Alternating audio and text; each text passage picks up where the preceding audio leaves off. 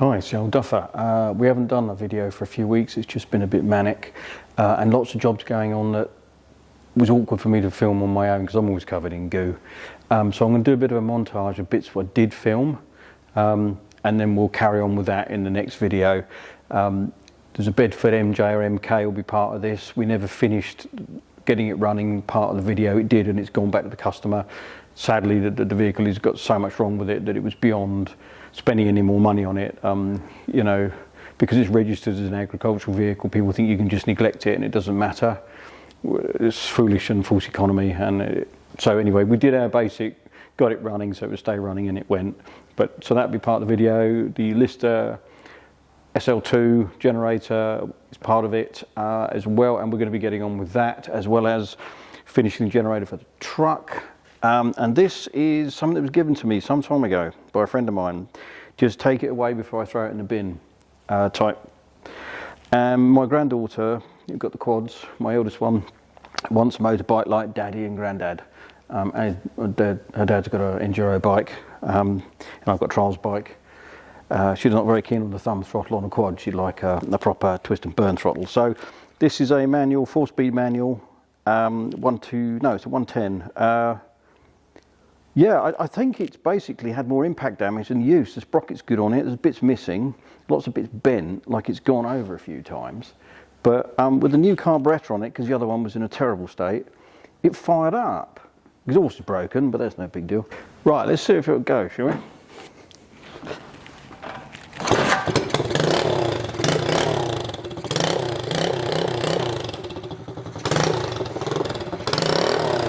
I'll take that as a yes. And it runs really well. My only concern is it has a rotating gearbox, so it goes 1, 2, 3, 4, 1. So I might have put a stop in the gearbox, but it all works. Has potential, as they say. Anyway, we'll get on with the video and we'll put all the bits together that I can to make this one up.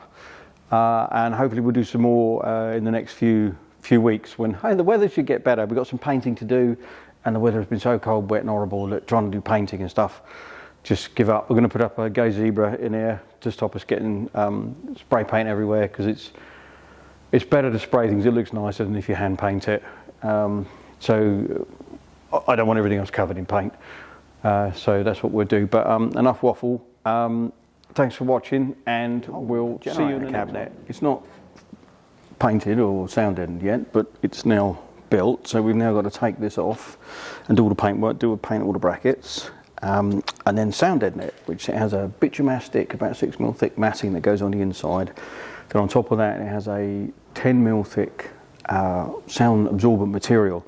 And I don't know whether many of you know, but if you change the direction of sound waves like to go straight forward. If you bend them, they lose a lot of energy, plus the absorption material. So basically, by sucking in air here and then we go out through here and bending sound waves, this will make this a lot quieter, and obviously this will be sound deadened. So that's where we're at with that bit. But something else has come in this week, and I'll get you off of there so you can have a look at a little interesting project that should have come in months ago, but it got so ropey that it finally came in because the owner had absolutely no choice because it wouldn't go anymore. So I'll just get you off of here and we'll go and have a look at that. This is a Bedford MJ or MK ex-military job that's been converted into a timber tractor, which you know, useful high bonnet and that, but poor old girlie is ropey. No fuel tank there because it's in the workshop. It's been modified with electric fuel pump.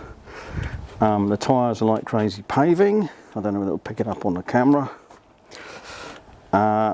There's no rear brakes because all the fluid's leaked out because the offside rear wheel cylinder has given up the ghost, so it's only got front brakes, but it came in because it wouldn't keep running. So if I come into the workshop, yeah, it's pretty formidable. It's got a huge winch on it and spade lugs and all the rest of it. It's quite tall. The lad that owns it's a nice kid, but absolutely no idea. So we'll come into the workshop and go over here.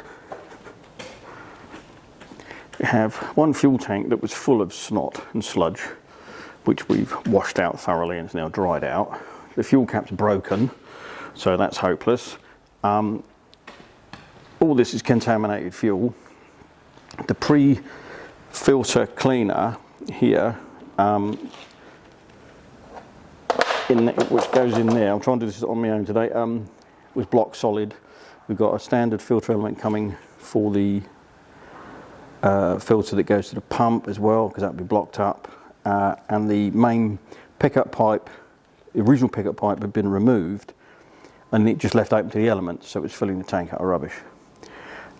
So it's all pretty grim. So we've cleaned everything out, made new gaskets. The original pipe that goes from the back, the new pickup point, and the electric pump is perished. So pretty poor state. So our remit is to get it starting and running reliably and charging, because it's not charging. And then I think we need to discuss with the owner brakes, because he can't drive around with his front brakes, and the brake master cylinder for the reservoir for the front is cracked. So at some point that's going to start leaking, and then he's going to end up with no brakes. So yeah, a bit of a sad old state, really. Lovely old thing. It runs lovely. It's a bigger engine. It's got the 8-litre Bedford unit in it. It's a much bigger engine. But we'll get set up, and I'll put all this back together. I'm going to get this thing up and running, and for a bit longer than 20 seconds, and fully test it as the day goes on. Now, we have got a bit of an exhaust for it, which is hugely heavy. The original exhaust system that came with it, it obviously went through a wall. I'm not going to worry about that. I've got no way of supporting it. We're going to have the door wide open and the other door wide open, so we can get throughput of air while we're testing it. We'll slowly build the load off. We'll start off at 1 kilowatt, and then creep it up to full blast, and after a few hours, hopefully it'll be all right. One way to find out is to do it. So got our fuel tank rigged up. So I'm just going to start it as we did before. Take its hat off there. Put on, once we settle down, 1 kilowatt of load, and then I'll stop filming. There's no point, because it's just a lot of noise, and I'll come back later on once we've hopefully got positive results and everything's happy. So we'll just connect up our battery. On you go. Typical. It needs to go like that.